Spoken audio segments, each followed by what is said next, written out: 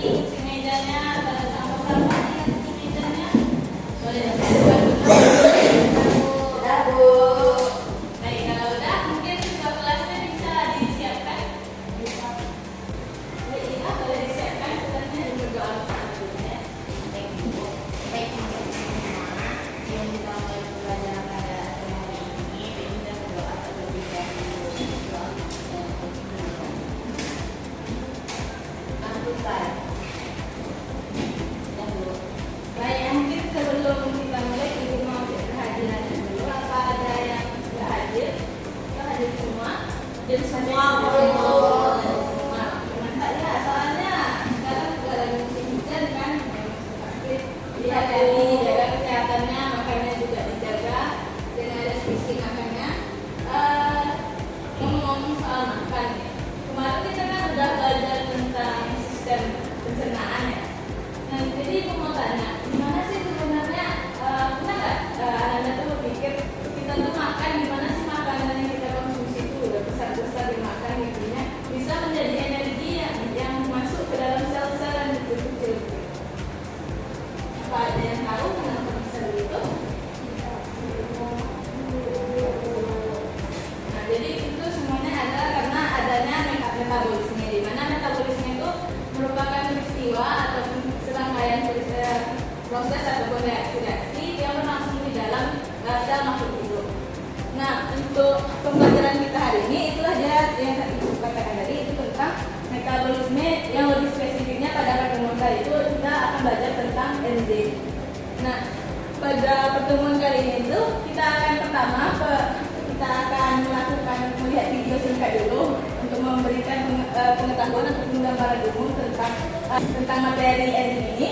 Kemudian yang kedua ini akan memberikan tes, tenang aja tesnya cuma 10 soal dan itu juga pilihan ganda untuk hanya sekedar mengukur pengetahuan awal Anda terhadap pembelajaran enzim dan metabolisme ini.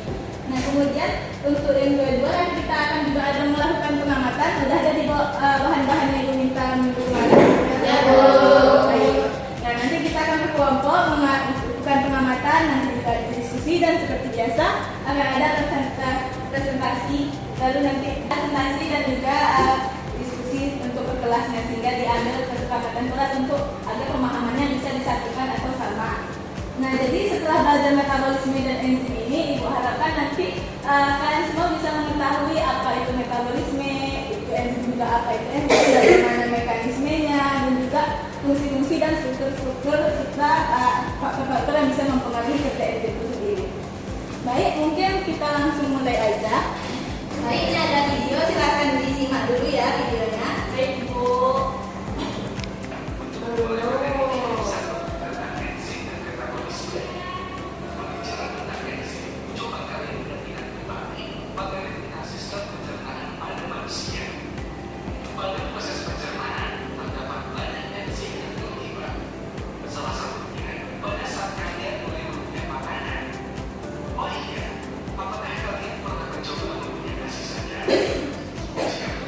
Coba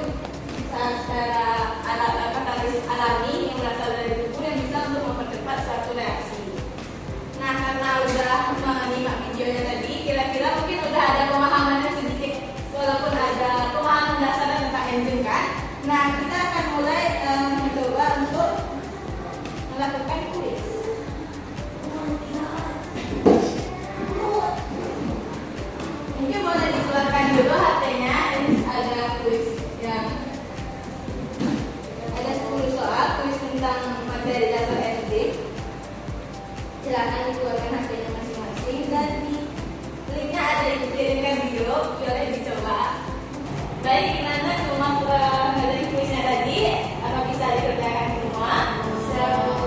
Ya. Tenang aja, ini masih pretest, jadi masih untuk pengetahuan dasar saja.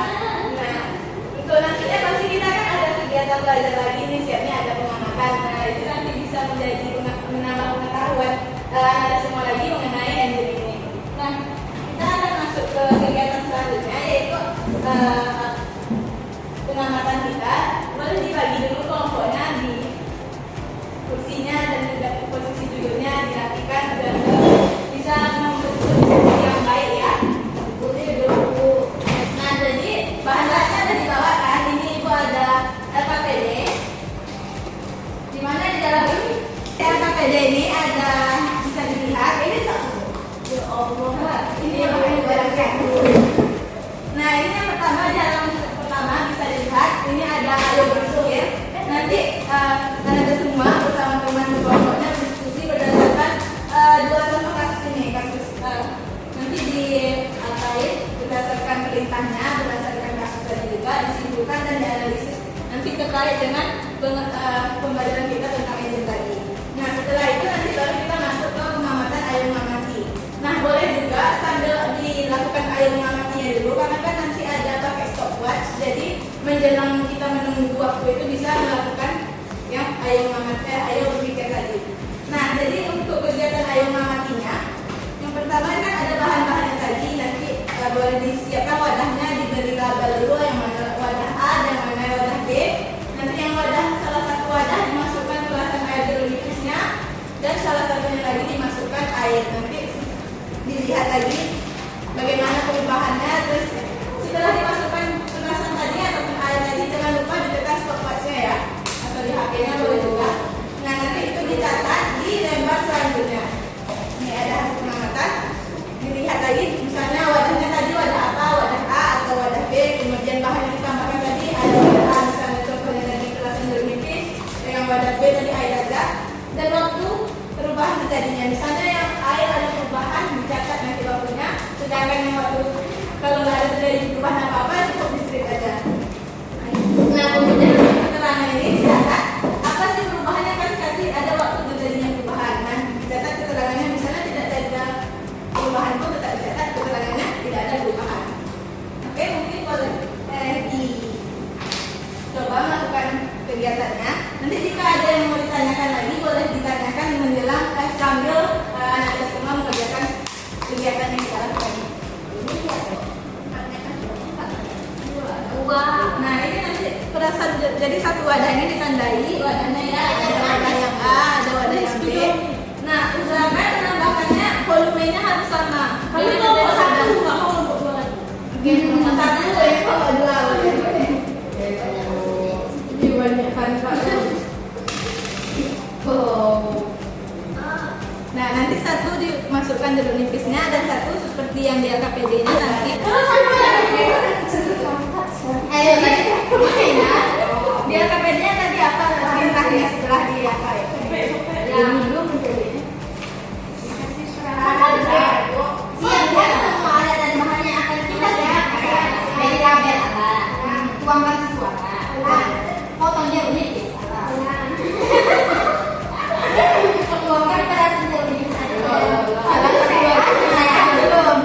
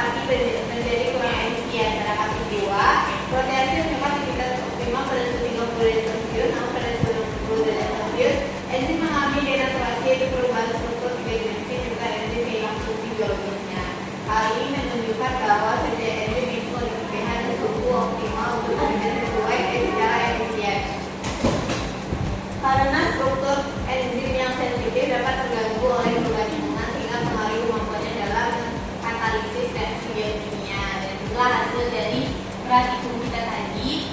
Ini tuh yang botol air itu dia ada apanya kan Bu? Ada asamnya sehingga dia menggumpal.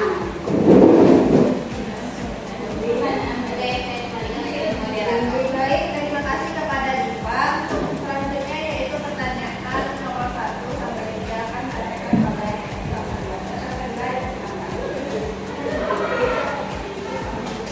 baiklah, saya akan mencoba menjawab pertanyaan nomor 1 sampai nomor 3. Yang mana pertanyaannya pertanyaan yang pertama, apakah yang terjadi pada susu setelah itu?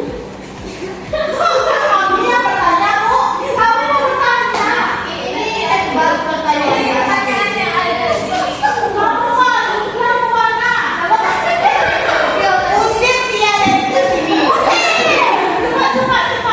Baiklah, saya akan mencoba menjawab pertanyaan dari lembar LKPD ini. Yang pertama pertanyaannya, apakah yang terjadi pada sebelum menambahkan pada sebelum lukis? Mengapa? Berikanlah alasan pendukung.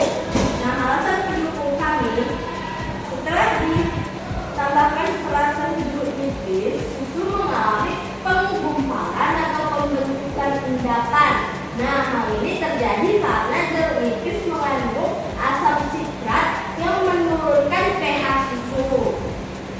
Nah, penurunan pH ini itu menyebabkan denaturasi protein. Dan proses enzimatis atau denaturasi protein akibat perubahan kondisi kimia lingkungan. Nah, pertanyaan kedua, apakah yang terjadi pada susu setelah ditambahkan air? Mengapa? Berikanlah alasan pendukungmu. Nah, jawabannya itu ketika air ditambahkan ke susu itu tidak terjadi perubahan signifikan seperti penggumpalan. Karena air tidak mengaruhi pH atau struktur protein kasein dalam susu. Dan penambahan air itu hanya mengencangkan larutan susu tanpa mengubah kondisi kimia atau menyebabkan reaksi yang dapat memengaruhi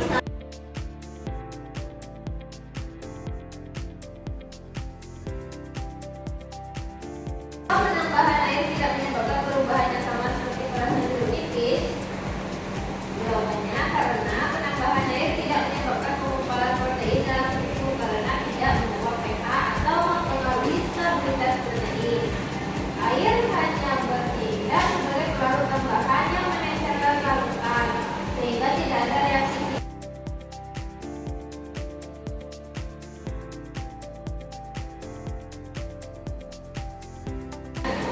mempengaruhi struktur dan fungsi protein.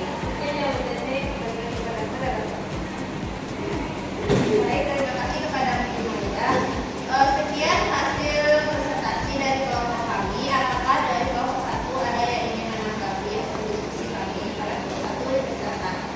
Ayo yang mau menanggapi kasih pertanyaan. Pada Serli, dipersilakan. Baiknya. Oke, baik. Sebelum terima kasih kepada kelompok penyanyi, di sini saya akan bertanya. Jadi pertanyaannya itu, mengapa penting untuk memahami pengaruh pH dan suhu terhadap enzim dalam kehidupan sehari-hari seperti dalam industri makanan atau perawatan tubuh? Mungkin itu saja yang dapat saya Menjawab pertanyaan dari Serli tadi, pertanyaannya, mengapa penting untuk memahami pengaruh pH dan suhu terhadap enzim dalam kehidupan sehari-hari seperti dalam industri makanan atau perawatan tubuh? Memahami pengaruh pH dan suhu terhadap enzim sangat penting karena berperan dalam berbagai aspek kehidupan sehari-hari seperti di industri makanan, perawatan tubuh, dan kesehatan manusia. Di industri makanan misalnya itu enzim rennet digunakan untuk menyentalkan susu dalam pembuatan keju sehingga diperlukan pH dan suhu optimal agar enzim bekerja efisien tanpa kehilangan aktivitasnya. Di bidang perawatan tubuh, enzim sering digunakan dalam produk seperti pasta gigi dan deterjen untuk memecah noda atau plak. Namun jika produk yang digunakan dalam suhu atau pH tidak sesuai, efektivitas enzim menurun sehingga hasilnya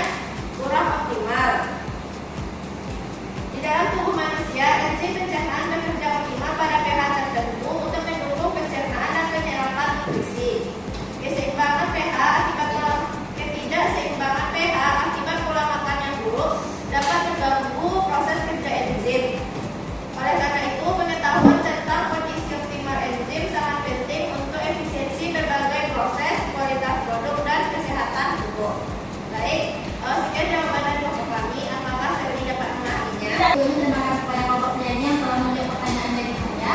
Sejauh ini saya dapat menjawab. Terima kasih. Sama-sama.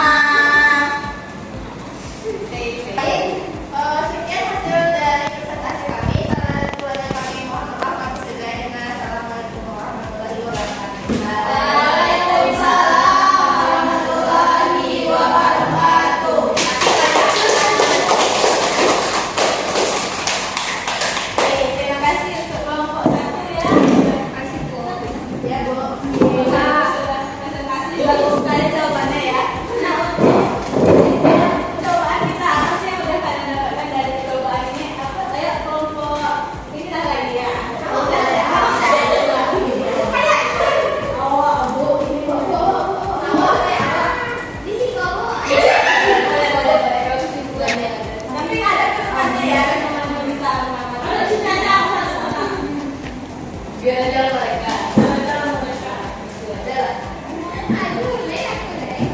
Di depan aku.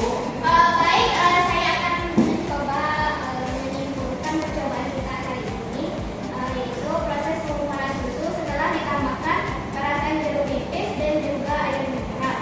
Pada proses pengumpulan terjadi pada perasan jeruk nipis.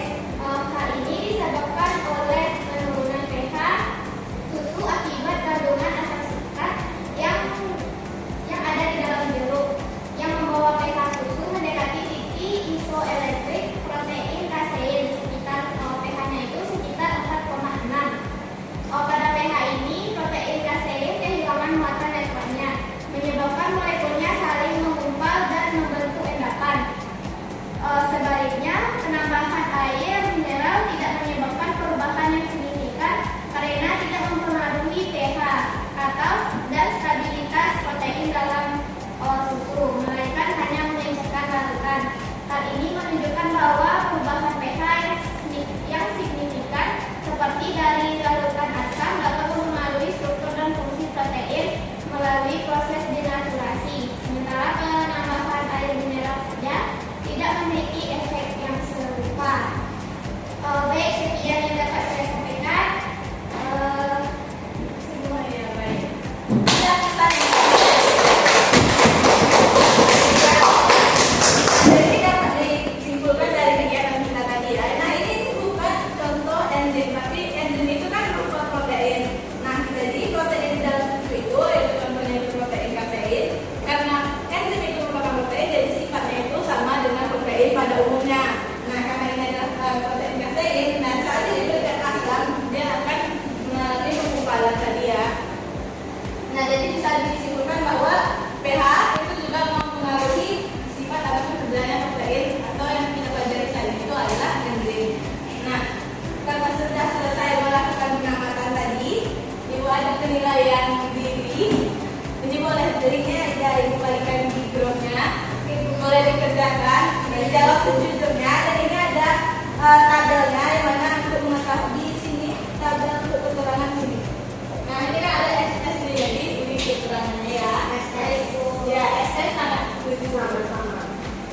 Dan pokoknya nanti dijawab dengan jujur berdasarkan diri sendiri. Misalnya saya mampu memahami materi yang dipraktis ini sebagai ilmu pengetahuan yang menunjuk kebesaran Allah. Apakah sangat setuju atau bagaimana jalan dirinya gitu ya?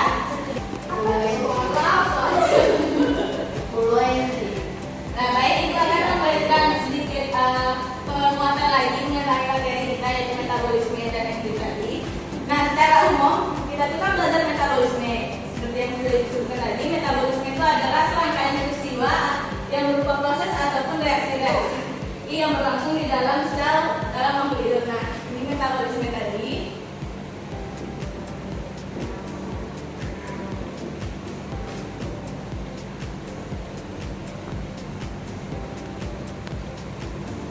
Langsung di dalam sel makhluk hidup.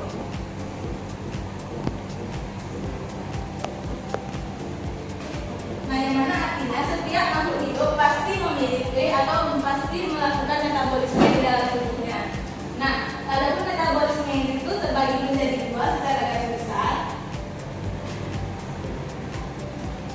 Nah, yang pertama itu ada anabolisme dan yang kedua itu ada katabolisme. Betul, Caca.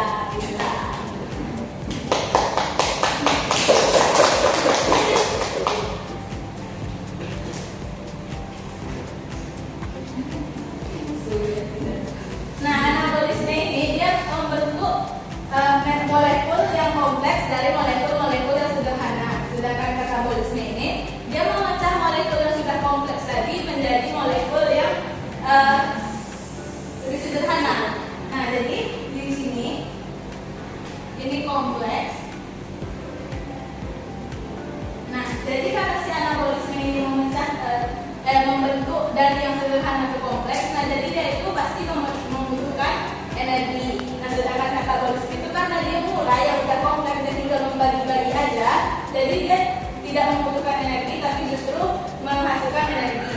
Nah, ini contohnya seperti glikolisis atau respirasi yang menghasilkan energi. Nah, sedangkan anabolisme ini seperti fotosintesis dan semacamnya. Nah, kemudian metabolisme ini pada tubuh kita itu dibantu dengan enzim tadi. Nah, ini merupakan struktur dari enzim, di mana enzim tadi sudah dijelaskan ya, bahwa enzim itu adalah biokatalisator yang membantu untuk mempercepat reaksi tanpa dia sendiri bereaksi. Nah, ini secara strukturnya ada holoenzim. Nah, holoenzim ini merupakan keseluruhan dari semua enzim ini. Nah, holoenzim itu terdiri dari apoenzim dan koenzim. Apoenzim sendiri itu merupakan protein, penyusunnya yang berupa protein, sedangkan koenzim itu yang bukan protein ataupun non protein. Nah, nanti di sini ada sisi aktif, di mana sisi aktif inilah tempat di mana substrat ataupun sesuatu yang mau diubah tadi untuk direaksikan oleh enzim tadi untuk menempel di sini. Nah, di sini juga ada khusus kofaktor atau disebut salah satu khusus kofaktor prostetik itu kofaktor yang mana dia terdiri dari bahan anorganik, contohnya Fe atau besi, dan ini ada koenzim yang contohnya itu ada vitamin AD dan ADP. Kemudian ada metabolisme dari mekanisme dari enzim. Mungkin tadi sudah sekilas dibahas. Yang mana pertama itu ada sebuah enzim dengan sisi aktifnya. Nah, nanti akan ada substrat yang cocok dengan dia dan akan menempel sehingga bisa direaksikan oleh si enzim tadi sehingga membentuk produk sesuai dengan si enzim itu sendiri. Nah, ini ada teori untuk melekatnya si enzim tadi. Ada dua teori. Yang mana itu dari log NP.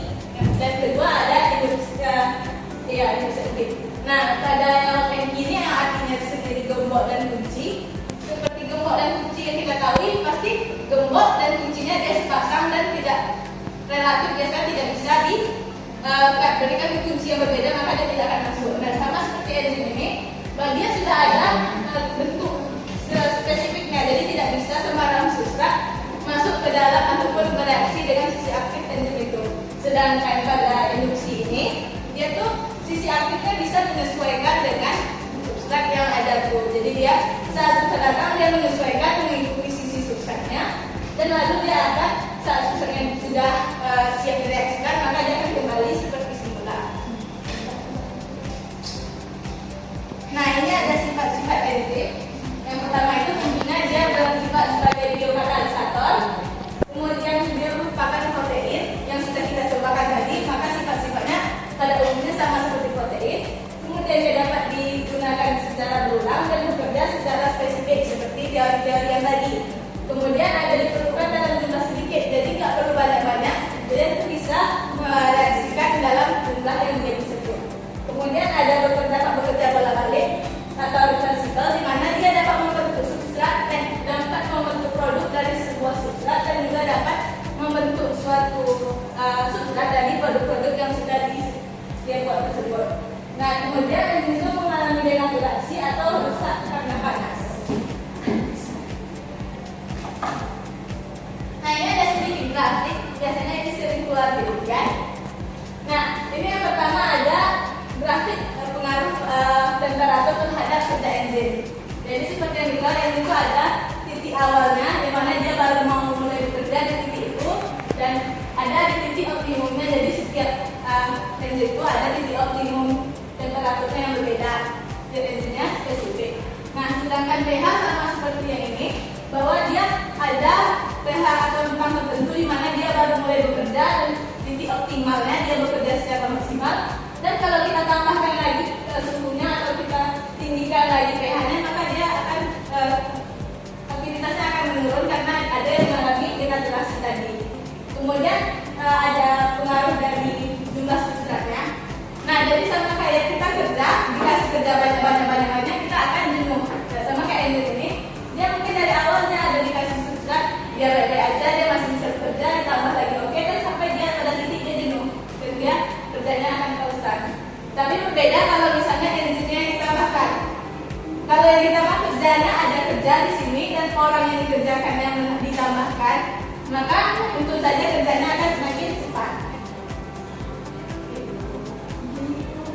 Ini ada contoh enzim, mungkin bisa dipelajari sendiri ya contoh enzim. Ini kalau yang ada enzim enzim lambung.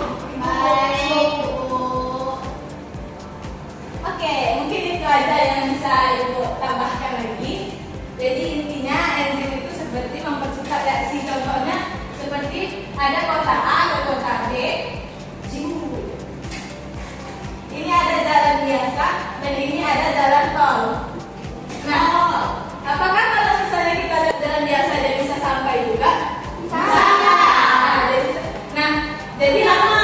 Nah, tapi lama ada. Sedangkan kalau tol itu dia tidak sampai, bisa lembut. Nah, dia bisa menghemat, mempercepat waktu dan juga menghemat dari energi yang dibutuhkan tadi. Jadi itulah cara mengingat cepatnya enzim ya. Paham tapi Bu?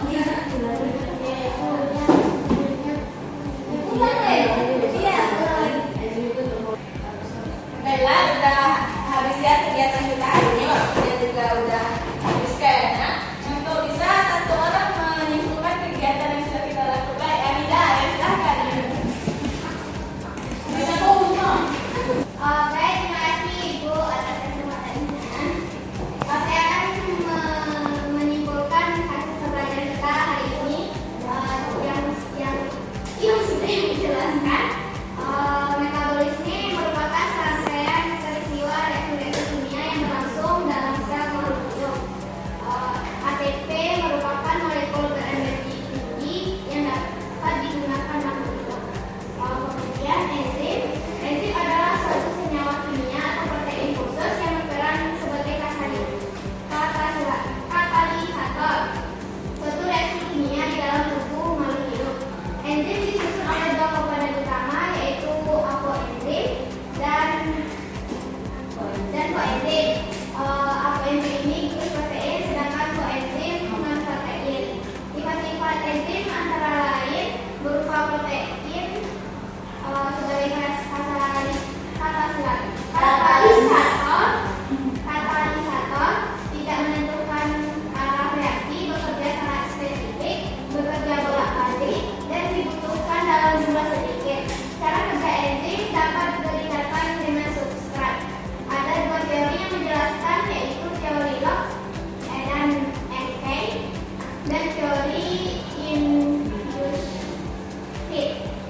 Adapun faktor-faktor yang mempengaruhi kerja enzim yaitu suhu, pH, konsentrasi enzim, konsentrasi substrat, zat pemikat atau aktivator, zat penghambat atau inhibitor. Baik, sekian yang dapat saya sampaikan. Baik, aku satu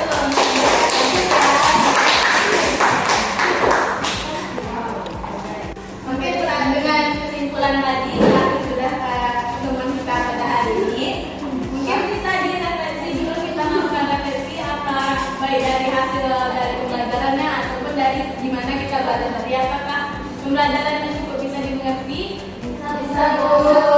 Apakah dari bagaimana pembelajarannya dilakukan seperti ada tulisan ibu atau bahasa ataupun ibunya kesempatan menjelaskan ada yang kurang ini? Mungkin memang enggak ibu ingatkan.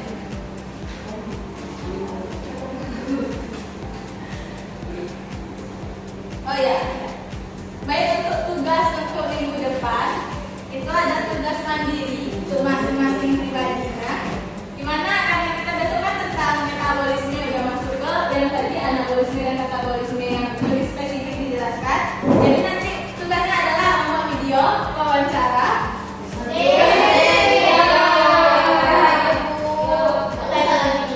Nanti untuk bagaimana pembentukan tugasnya sudah ada di sini, nanti ibu akan fotokan dan sudah tahu di mana. Oke Bu, kecil itu Bu. Oke, bagus ya. Jalannya kapan? Baca sebentar. Minggu depan untuk masuk lagi. Besok ada Bu. Hari ini aja mau dibuat itu tuh pas proyek wawancara biasanya Bu. Iya, itu untuk masker. Jadi nanti kalian wawancara akan kayak misalnya tanyakan ke orang sekitar apa sih makanan yang dia suka, atau terus apa sih proses pembuatan makanan